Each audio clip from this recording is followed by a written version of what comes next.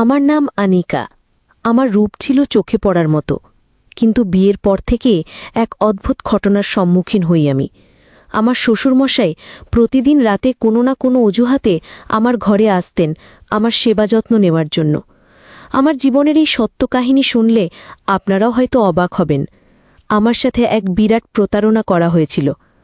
রোহান নামের যে ছেলের সাথে আমার বিয়ে হয়েছিল, ফুলশয্যার রাতে দেখি সে আমার ঘরে নেই, বরং সেখানে উপস্থিত অন্য এক যুবক।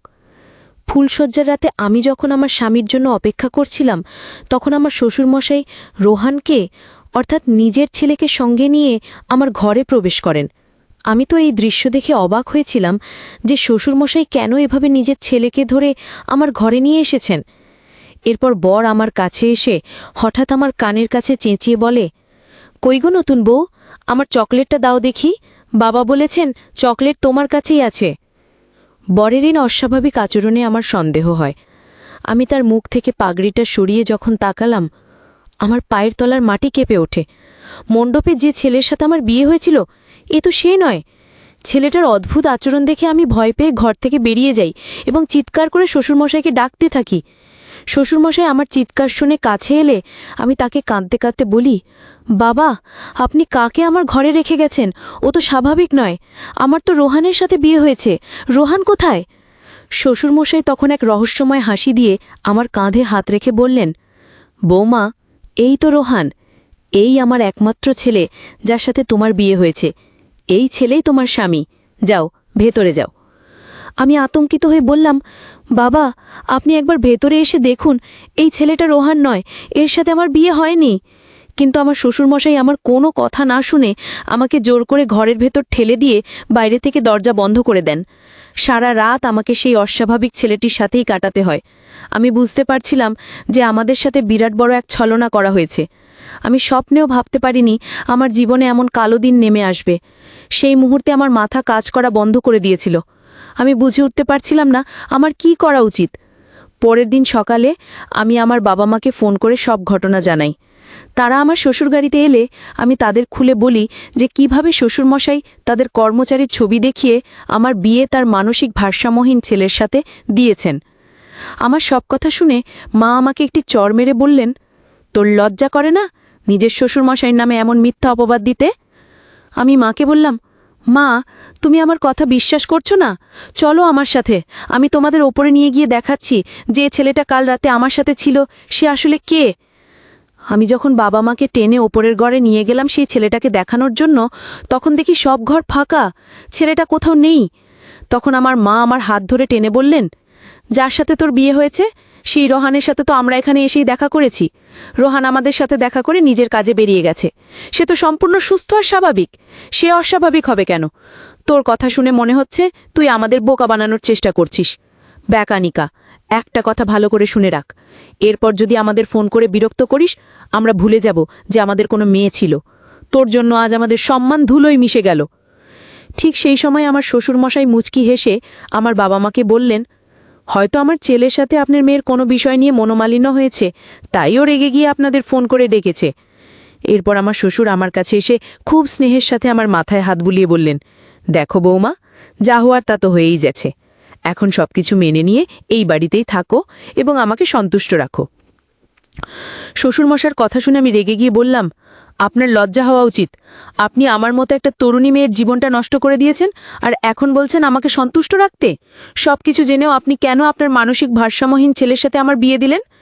শ্বশুরমশাই মুচকি হেসে বললেন, বৌমা, আস্তে আস্তে সবই জানতে পারবে। এখন বেশি কথা না বলে আমার পায়ে একটু তেল মালিশ করে দাও দেখি। তিনি আমাকে রান্নাঘর থেকে গরম তেল নিয়ে তার ঘরে যেতে আদেশ করলেন। তিনি বললেন, আমি তোমার শ্বশুর, আমার সেবা যত্ন করার জন্যই তো তোমাকে এই বাড়ির বউ করে এনেছি। আমার শ্বশুরবাড়িতে আমার স্বামী, শ্বশুরমশাই আর দুজন কাজের লোক থাকত। আমার শাশুড়ি অনেক আগেই মারা গিয়েছিলেন। আমার শ্বশুরমশাই একজন ধনী ব্যক্তি ছিলেন, তার চালের বিশাল ব্যবসা ছিল। আমার বাবা মা ভেবেছিলেন এত বড় বাড়িতে আমার বিয়ে হলে আমি খুব সুখে থাকব, কিন্তু তারা আসল সত্যটা মানতে চাননি, তাই আমিও তাদের থেকে কোনো আশা রাখিনি। শ্বশুরবাড়িতে মাত্র 3 দিনেই আমার দম বন্ধ হয়ে আসছিল। আমার মনের কথা বলার মতো কেউ ছিল না। আমি শুধু ভাবতাম যে কর্মচারী পরিযায় দিয়ে আমার বিয়ে ঠিক করা হয়েছিল সে কোথায় গেল। তার সাথে দেখা হলে হয়তো আমি আমার সব প্রশ্নের উত্তর পেয়ে যাব। সেদিন শ্বশুরমশাই যখন তেল নিয়ে নিজের ঘরে ডাকলেন, তখন বাধ্য হয়েই আমাকে তার সেবা করার জন্য যেতে হলো। আমি যখন তেলের বাটি হাতে তার ঘরে গেলাম, দেখি তিনি আরাম করে বিছানায় শুয়ে আছেন।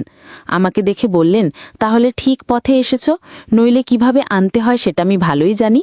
আমি যা বলবো তোমাকে তাই করতে হবে। ওখানে দাঁড়িয়ে না থেকে এদিকে এসে আমার পায়ে ভালো করে মালিশ করে দাও। তোমার শাশুড়ি মারা যাবার পর থেকে তো আমার কোনো যত্নই হয়নি। তিনি আরও বললেন, এখান থেকে পালানোর কথা ভুলেও ভেবো না, কারণ তোমার বাবা মা তো তোমার কথা বিশ্বাস করবে না। তাই এখানে থেকে আমার সেবার দিকে মন দাও, তাহলেই শান্তিতে থাকবে। শ্বশুরমশাইয়ের মুখ থেকে এই ধরনের কথা শুনে আমার লজ্জায় মাথা কাটা যাচ্ছিল। তিনি আমার গুরুজন হয়ে কিভাবে এমন কথা বলতে পারছিলেন? অনিচ্ছা সত্ত্বেও যখন আমি তার পায়ে তেল মালিশ করতে শুরু করলাম, আমার মনে হলো তার উদ্দেশ্য মোটেও ভালো নয়। আমি ভয় পেয়ে শ্বশুরের ঘর থেকে বেরিয়ে নিজের ঘরে এসে দরজা বন্ধ করে দিলাম এবং কান্নায় ভেঙে পড়লাম। আমার আর বুঝতে বাকি ছিল না যে শ্বশুরমশাইয়ের উদ্দেশ্য আসলেই ভালো নয়। এরপর থেকে তিনি যখন তখন আমার ঘরে এসে তার সেবা করার জন্য বলতেন। একদিন সন্ধ্যায় আমি খুব মন খারাপ করে ছাদে একা বসেছিলাম। হঠাৎ আমার সামনে যে মানুষটি এসে দাঁড়ালো, তাকে দেখে আমি বিস্ময়ে হতবাক হয়ে গেলাম। আমার শ্বশুরের সেই কর্মচারী আকাশ আমার সামনে এসে দাঁড়িয়েছিল। এই সেই আকাশ যার ছবি দেখিয়ে আমার শ্বশুর তার মানসিক ভারসাম্যহীন ছেলের সাথে আমার বিয়ে দিয়েছিলেন। সেদিন আকাশকে দেখে আমি তাকে জড়িয়ে ধরে অনেক কেঁদেছিলাম। আকাশ আমাকে সব সত্যি কথা খুলে বলল। সে জানায় আমার শ্বশুরমশাই তার ওপর খারাপ নজর রেখেছিলেন। যেহেতু তিনি বয়স্ক, তাই সরাসরি আমাকে বিয়ে করতে পারতেন না। তাই আমাকে নিজের কাছে পাওয়ার জন্য তিনি আকাশের ছবি দেখিয়ে তার মানসিক ভারসাম্যহীন ছেলের সাথে আমার বিয়ে দেন। আমার প্রথম দিন থেকেই শ্বশুরমশাইকে নিয়ে সন্দেহ হচ্ছিল, কারণ তার তাকানোর ভঙ্গি আমার ভালো লাগতো না। কিন্তু তিনি যে এতটা নিচে নামতে পারেন তা আমি কল্পনাও করতে পারিনি। আমি আর আকাশ যখন ছাদে লুকিয়ে কথা বলছিলাম, ঠিক তখনই আমার শ্বশুরমশাই আমাকে খুঁজতে খুঁজতে সেখানে এসে হাজির হলেন।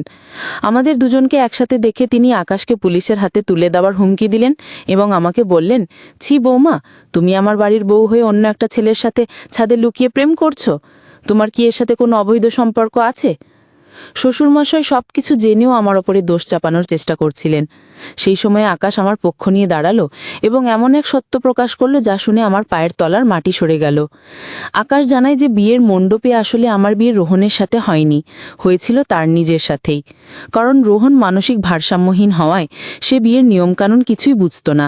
তাকে মণ্ডপে বসালে সত্যিটা সবার সামনে চলে আসতো এবং বিয়েটা ভেঙে যেত।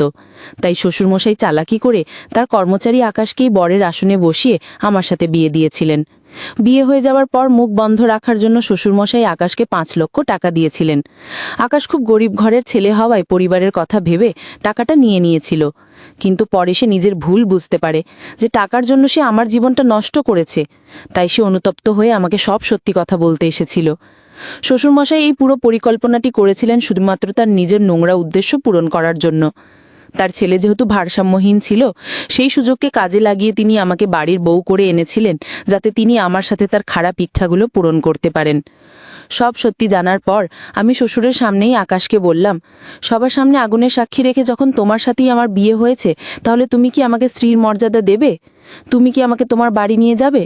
তখন আকাশ আমার সামনে হাত জোড় করে বলল, ম্যাডাম, আমি খুব গরিব মানুষ, আপনি কি আমার মতো গরিবের সাথে সারা জীবন কাটাতে পারবেন? আমি আকাশকে বললাম, গরিব হলেও তুমি একজন সৎ মানুষ। তুমি আমার কষ্টটা বুঝতে পেরে আমাকে সাহায্য করতে এসেছো, এটাই তোমার সততার সবচেয়ে বড় প্রমাণ। আমার টাকা পয়সার কোনো লোভ নেই, আমি তোমার সততাকেই নিজের স্বামী হিসেবে গ্রহণ করলাম। আমাদের কথা শুনে শ্বশুরমশাই আকাশের সামনেই আমার হাতটা শক্ত করে ধরে বললেন, এই মেয়ে, তোর কি মাথা খারাপ হয়ে গেছে? আমার এত বড় বাড়ি ছেড়ে তুই এই কাজের লোকটার সাথে থাকতে চাইছিস? বেশি বাড়াবাড়ি করলে আমি পুলিশ ডাকবো আর তোর বাবা মাকেও ডাকবো। সেই মুহূর্তে আমি শ্বশুরমশাইয়ের হাত ছাড়িয়ে নিয়ে আকাশের হাত ধরে বললাম, আপনার যাকে খুশি ডাকুন। আমার বাবা মা যখন আমার কথা বিশ্বাস না করে আমাকে একা ফেলে গেছেন, তখন তাদের আশা বা না আশায় আমার কিছু যায় আসে না। আমার বিয়ে যার সাথে হয়েছে, আমি তার সাথেই আমার শ্বশুরবাড়ি যাব। আর আপনি যদি আমাদের বাধা দেওয়ার চেষ্টা করেন, তাহলে আমি আর আমার স্বামী মিলে আপনার নামে পুলিশে অভিযোগ জানাবো। সেদিন আমার প্রাক্তন শ্বশুরমশাই আমাকে আটকানোর অনেক চেষ্টা করেছিলেন, কিন্তু আমি তার কোনো কথা শুনিনি। বরের সাথে চলে আসার আগে আমি তাকে বলেছিলাম, আপনি আমার সাথে যে প্রতারণা করেছেন আমি সেটা হয়তো সহ্য করে নিতাম, কিন্তু আপনি যে এতটা নিচু মানসিকতার মানুষ তা আমি ভাবতেও পারিনি। শুধুমাত্র নিজের ইচ্ছা পূরণের জন্য আপনি নিজের মানসিক ভারসাম্যহীন ছেলের জীবনকে ঢাল বানিয়ে আমাকে মিথ্যা অভিনয়ের মাধ্যমেই বাড়িতে এনেছিলেন। আমি চাইলে এখনই আপনার নামে পুলিশে নালিশ করতে পারি, কিন্তু শুধু আপনার ছেলে রোহনের মুখের দিকে তাকিয়ে আমি আপনাকে ছেড়ে দিচ্ছি। কারণ আপনাকে জেলে পাঠানো হলে আপনার ছেলেটা একা হয়ে যাবে। কিন্তু মনে রাখবেন, যদি আপনি ভবিষ্যতে আমাকে বা আমার স্বামীকে বিরক্ত করার চেষ্টা করেন, তাহলে পুলিশের কাছে যেতে আমি এক মুহূর্তও দ্বিধা করব না। তিনি এতটাই নির্লজ্জ ছিলেন যে যাবার আগে আমার স্বামীর কাছ থেকে সেই 5 লক্ষ টাকাও ফেরত নিয়েছিলেন। এরপর আমি আমার স্বামীর সাথে তার বাড়িতে চলে আসি। কিছুদিন পর আমার বাবা মাও আকাশের বাড়িতে, অর্থাৎ আমার নতুন শ্বশুর বাড়িতে এসে হাজির হলেন। সেদিন তারা নিজেদের ভুলের জন্য আমার কাছে ক্ষমা চেয়েছিলেন এবং আমাকে তাদের সাথে বাড়ি ফিরে যেতে বলেছিলেন। কিন্তু আমি তাদের সাথে যাইনি, কারণ আকাশের সাথেই আমার বিয়ে হয়েছিল এবং তার সাথেই আমার সংসার। আমি এখন আমার স্বামীর সাথে অনেক ভালো আছি। আমার স্বামী গরিব হতে পারে, কিন্তু তার মনটা অনেক বড়। সে আমাকে খুব ভালোবাসে এবং সুখে রেখেছে। এই পৃথিবীতে যে কত বিচিত্র ধরনের মানুষ আছে তা বোঝা সত্যি খুব কঠিন। আমি কখনো স্বপ্নেও ভাবিনি যে আমার সাথে এমন কিছু হতে পারে। ছোটবেলা থেকে আমার স্বপ্ন ছিল এক ধনী পরিবারে বিয়ে করা, কিন্তু সেই ধনী পরিবারে বিয়ে করার পরিণতি যে এতটা ভয়াবহ হতে পারে তা আমার কল্পনার বাইরে ছিল। যাই হোক, আমি এখন একজন সাধারণ মানুষের স্ত্রী হয়েও অনেক শান্তিতে সুখে আছি।